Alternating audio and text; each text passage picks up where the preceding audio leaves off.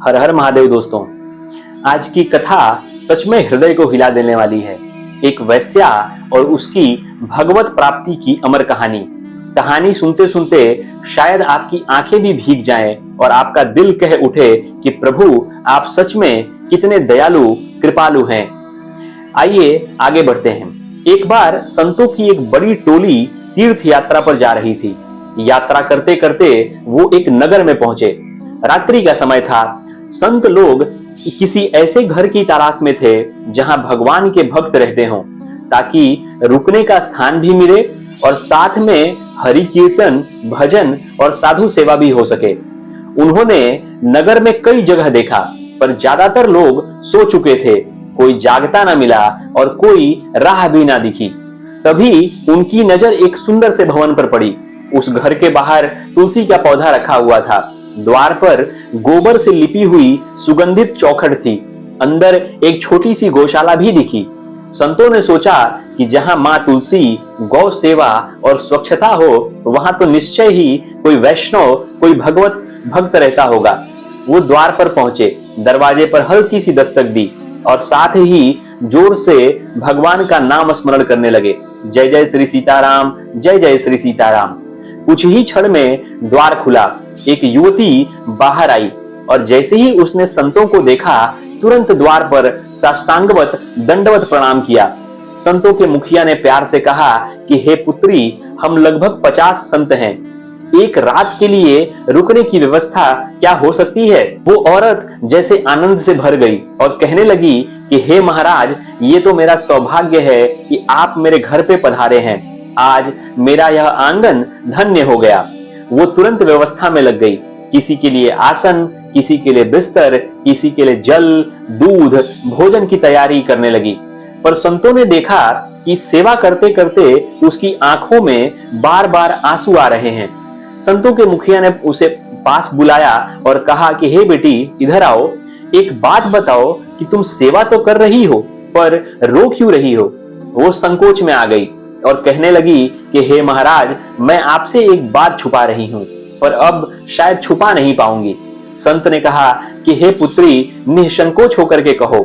वो बोली कि मैं एक वैश्या हूं। मेरे घर की ज्यादातर कमाई पाप, पुण्य इन्हीं सब मार्गों से आई है। ये बिस्तर, ये घर, ये सजावट, ये धन सब उसी जीवन से जुड़ा है। आप जैसे संत महात्मा या यहाँ ठहर तो रहे हैं, आपके चरण यहाँ पड़ रहे हैं और ये सोचकर मैं खुश हो रही हूँ, पर साथ में डर भी लग रहा है कि कहीं मैं और पाप न कर बैठूं।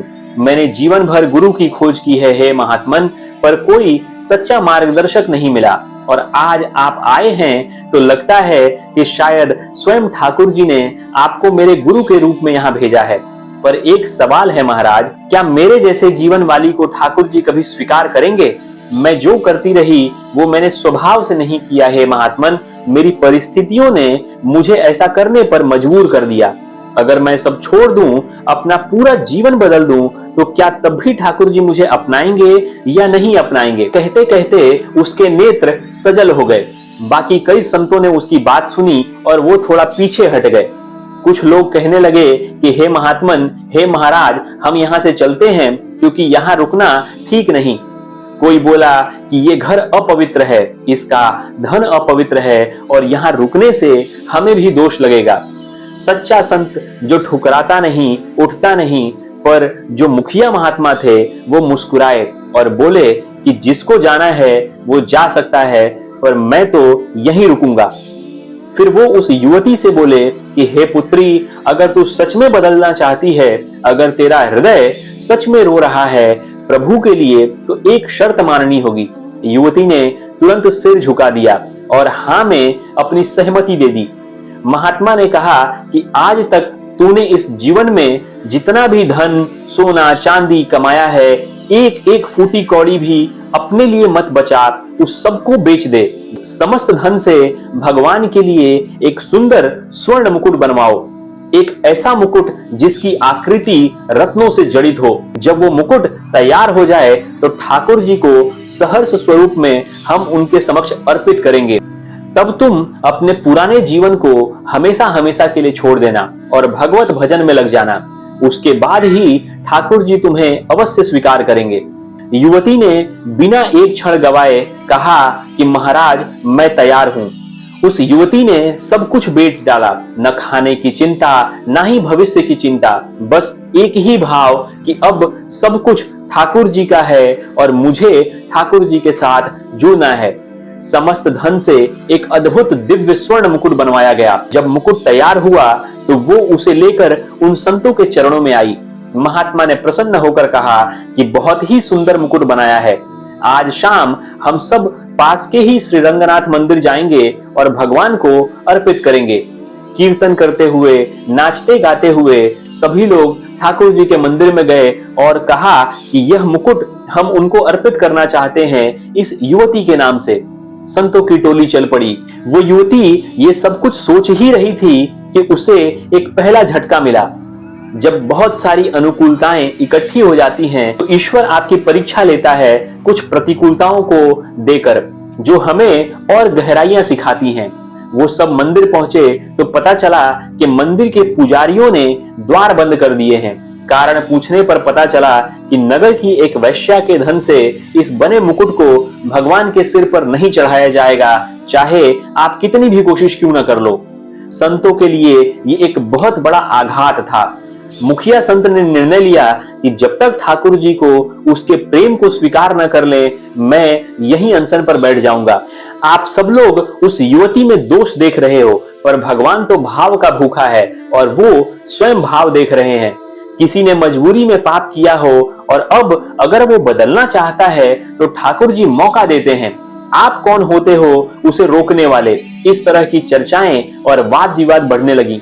धीरे धीरे ये खबर चारों तरफ फैल गई और ऐसा हुआ कि इतने बड़े महात्मा एक वैश्या के लिए अन्न और जल छोड़कर अनशन पर बैठ गए हैं। कई महात्मा आए, कई भक्त इकट्ठे हुए। सबने मंदिर के पुजारियों से कहा कि मुकुट को स्वीकार तो करो, भगवान को स्वीकार करने दो। बहस विचार विमर्श के बाद आखिरकार यह निर्णय हुआ कि ठीक है, मुकुट भगवान को चढ़ाया जाएगा। जब सबने मुकुट को अर्पित करने की बात को स्वीकार कर लिया तो वो महात्मा ने एक नई शर्त रखी और कहा, मैं चाहता हूं कि वह युवती अपने हाथों से ठाकुर जी को मुकुट पहनाए। पहले तो सब चौंके, फिर काफी बहस हुई, फिर अंततः यह भी मान लिया गया। निर्णय हुआ कि आज संध्या आरती में वो युवती स्वयं ठाकुर जी को मुकुट पहनाएगी। वह युवती तो आनंद से भर गई, सोच रही थी कि मैं जैसी भी हूं पर मेरे हाथों से भगवान मुकुट धारण करेंगे। लेकिन तभी ठीक उसी दिन उसी समय उस युवती की राजस्वला अवस्था शुरू हो गई। अब शास्त्रीय नियमों के अनुसार वो मंदिर के गर्भगृह में प्रवेश नहीं कर सकती थी और वो महात्मा जो सबके सामने अब उसका पक्ष लेकर खड़े थे, अब वो भी अंदर से टूट गए। वो प्रभु से प्रार्थना करने लगे कि हे प्रभु, हे ठाकुर जी, आप इतने निष्ठुर क्यों हो जाते हो?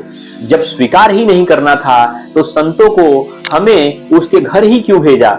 उससे यह सब कुछ त्याग ही क्यों करवाया? उम्मीद की ऐसी ज्योति ही क्यों जलाई? और जब वह युवती सब कुछ त्याग कर आपको समर्पित हो गई है तो आप ये बाधा क्यों उत्पन्न कर रहे हैं? आज तक मैं लोगों से कहता था कि भक्ति हो तो आप सब कुछ स्वीकार कर लेते हैं, पर मुझे भी ऐसा लग रहा है कि शायद यह युवती बहुत ही दुर्भाग्यशाली है। ये बात सुनकर वो युवती रो पड़ी और धीरे से आकर महाराज के चरणों में प्रणाम किया और कहा कि हे महात्मन, कोई बात नहीं, अगर आज ठाकुर जी मुझे अभी भी स्वीकार नहीं कर रहे तो भी मुझे कोई दुख नहीं। आप मुकुट ले जाइए और मेरे नाम से अर्पित कर दीजिए। मैं तो यही समझूंगी कि मैं अभी भी इस लायक नहीं हूं कि स्वयं प्रभु मुझे स्वीकार करें। ऐसा सुनकर सारे संत लोग वो मुकुट को लिए और मंदिर के गर्भगृह में जाने लगे। मंत्रोच्चार, वेद ध्वनि, घंटे, घड़ियाल की ध्वनि के बीच वो सब गर्भगृह में प्रवेश किए, पर जैसे ही मुख्य द्वार के पहुंचे, मंदिर का कपाट अपने आप ही बंद हो गया। सब चौंक गए। पुजारियों से पूछा गया कि यह कपाट अपने आप बंद क्यों हुआ? क्या कोई अंदर है? तो मंदिर के पुजारियों ने कहा, अंदर तो कोई भी नहीं, कपाट तो अपने आप ही बंद हो गए। तभी एक भीतर से भगवत ध्वनि सुनाई दी। वह दिव्य वाणी ने कहा कि ये मुकुट तो मैं उसी युवती के हाथ से पहनूंगा, उसे भीतर लेकर के आओ। यह सुनते ही वहां सारे उपस्थित लोग आश्चर्यचकित हो गए, उनके नेत्र सजल हो गए। सारे महात्मा दौड़कर बाहर आए, उस युवती को प्रणाम किया और उसके सर पे हाथ रखकर कहा कि हे पुत्री, आप अंदर चलो और अपने हाथों से ठाकुर जी को मुकुट अर्पित करो। स्वयं ठाकुर जी आपको बुला रहे हैं।